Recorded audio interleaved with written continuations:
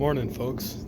Just cleaning up the old dehumidifier here. You can see the Tecumseh compressor. The coils are dirty, and I sprayed everything down with Lysol, the fan bracket. Got the fan blade sitting in the laundry tub downstairs, and ready to hose it down, just letting it soak for a bit. Got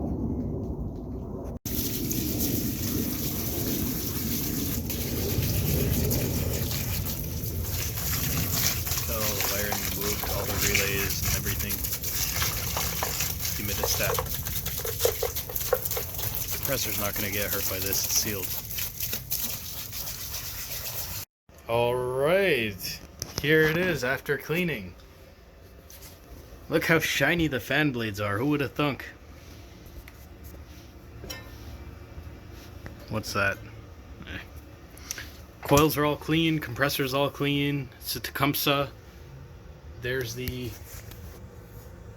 what little information I could find on the others. The tag is over here. I think I mentioned that before. The tag's over here where I can't read it, and I don't want to risk pulling the compressor off. I pulled it off a little bit so I could try to see it, and the best I can tell is I think this compressor was made in 1976 or 1975. And on this motor, there's a date. I think it's a date in the serial number. 1976. I think 1176 might mean November 1976. I don't know. Whatever.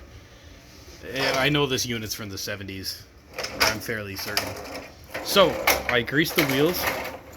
Now they move smoothly. Very smoothly. It rolls pretty good. There's the condenser coil. I cleaned it as best as I could. There's still some gunk in there. I couldn't get it out no matter what I did, because I can't reach it, because I don't want to separate the evaporator. There's the evaporator, nice and clean. Doesn't look very clean, but it's clean. There's the info sticker again.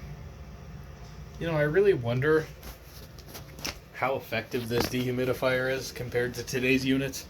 I really can't tell. This doesn't have very dense coils. You know, some of the Woods dehumidifiers you see have them many more turns and closer packed together.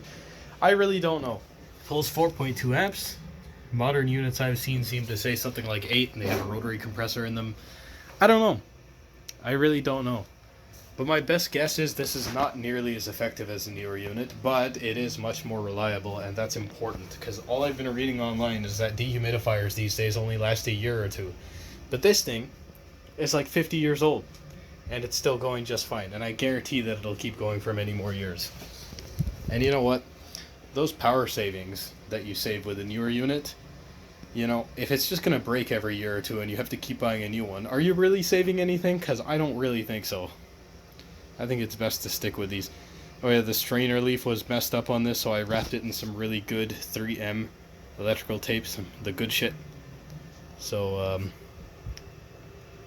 oh, and I have these toggle switches. Oh yeah, I don't think I mentioned. I did have a couple of these switches from microwave ovens, the float switches, but the ones that I had were the wrong terminal size, and and they only had the 2 pins, the normally open and the common. I wanted the one with the 3 pins because I want to add a light that tells me when the bucket is full. So I'm gonna have to order that because I don't have any more of those. I ran out, fresh out. In the meantime, to run the unit, I just have these random toggle switches here. They have neon indicators, but it's not hooked up. But these are really just there to bridge the gap, to join the 2 terminals together. Same thing over here, so that I could just plug it in and test it. So let's plug it in and test it. Turn it around. I'm not going to run it for too long because I don't have the bucket. It's in the wash. So, powering up. Wait, hang on, let me focus the fucking camera. There we go. Powering up. God, it vibrates so much sometimes. Somebody in the comments mentioned sticking weather stripping somewhere in places to keep it from vibrating so much. I will definitely have to do that. There we go, now it's not vibrating as much. It also doesn't vibrate as much with the cover on. Also, there's a big giant gap here where air leaks, so that's what the cardboard's for. Don't ask me questions. That's already getting freezing fucking cold. I'm gonna unplug it now because it's gonna start dripping water everywhere. fan motor's been opened and oiled. I don't think I mentioned that, but I opened that up and I oiled the shit out of it, and now it spins even smoother than it already did. By the way, that's a Tecumseh AE series compressor. Anyways, moving on. Well, that sucks. I accidentally dropped the grill for the Eaton Viking Dehumidifier, and it broke into 4 perfectly even pieces. That's really odd. I mean, I think the reason why is because these were 4 separate pieces in the factory that were glued together. That's what it seemed like. There was a very visible seam between them all. Now, I could glue this back together, but honestly, the plastic is extremely brittle after this much time. You can see how yellowed it is. You can see the parts that weren't exposed to sunlight. Honestly, I think this is just going to break more. I think I might make a new one. I mean, the dehumidifier is, like, it's missing a bunch of stuff anyways, okay? It's not perfect, okay? I'm not aiming for perfect. I'm aiming for functional. So maybe I'll make a grill out of some wire mesh or something like that. It would be cool to keep this original, but honestly, this is just going to keep breaking, and it's missing a bunch of slats anyways. It was never going to be perfect. And I hate how yellowed it is, and I don't feel like retro-brighting it. So, yeah, I guess I'll have to figure something out for that. That's very unfortunate, but what can you do? So, I just did a quick experiment with the humidifier and the dehumidifier. Well, I mean, the dehumidifier, just ignore the dehumidifier. Really, what I was doing was I needed the humidistat from this, the hygrometer, the little sensor probe here, because I wanted to see. So I've noticed that in a lot of dehumidifiers, older ones like this, including this one itself, the humidistat is always in the stream of dry air that comes after the evaporator and the condenser coil. And that always seems stupid to me, because it's like, that's got to be skewing the reading a little bit, right? Like, even this one, where is it? Even this humidistat that was mounted on the front, right? Like, it must be messing with it a little bit, no? So, I mean, it's taking time to get back up. I really should have done the whole experiment on video, but it's about 60, that's the humidity, 60% in here, right? Maybe just a little bit lower, maybe 59. But I put the sensor probe in front of I didn't let it warm up or anything, really. I just turned it on and took a quick reading. And this went down to 52%, which 60 to 52, you know, about 8% difference. Not much, but it's something. Like, it's definitely, that would definitely mess with this a little bit. So I think I'm gonna mount this either, I don't know if mounting it on the back is wise because it's quite close to the evaporator coils. Maybe on the side, but I don't like the side because it's gonna get knocked off. The top is probably the best place to put it. Or, like I mentioned, I accidentally absolutely obliterated the grill for the front, so I'm gonna have to make a new one. So maybe, if you've seen the Air King dehumidifiers of this vintage, I'm not sure if Woods makes those, maybe it is Air King Lasco themselves, but what they seem to do is they have a cover, like, you know how this had like a full grill from top to bottom? They usually had a solid piece where the compressor is, and then just an opening where the fan is. And I was thinking I could do that with this, because realistically this compressor does not need cooling from this fan, and this fan produces warmer air than ambient anyway, so it's not really cooling.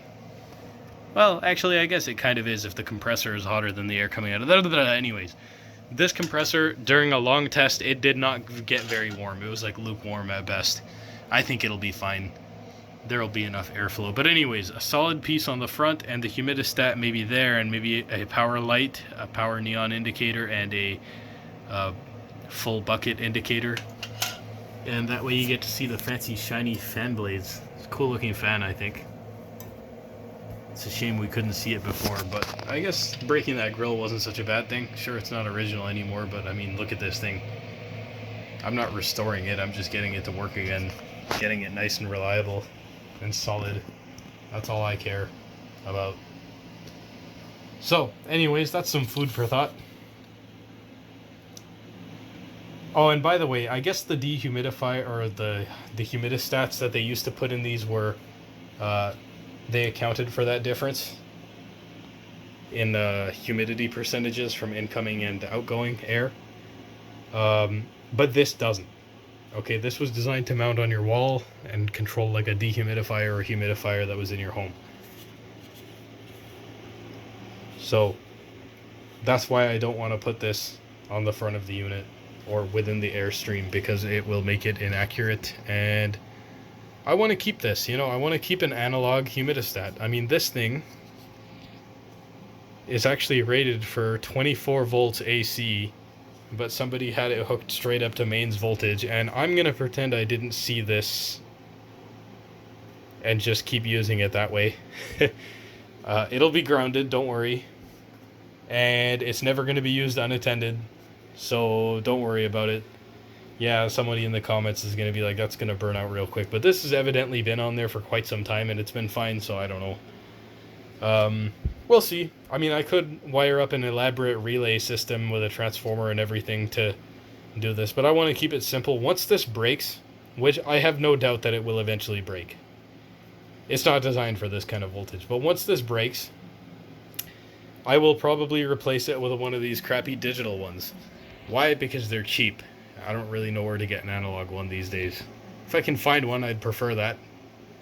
But yeah, maybe I'll take this one off, because it's funny, I built this, and then after I powered it up for the first time, this told me the humidity reading, and it kind of showed me that I don't need a humidifier because it's already too humid down here. So that was kind of a waste of time. This whole thing was a waste of time. This is made from another Woods dehumidifier, by the way. Humidifier made from a dehumidifier. But anyways, that's a thing for another day. Actually, I made a video on that already. Go look at it.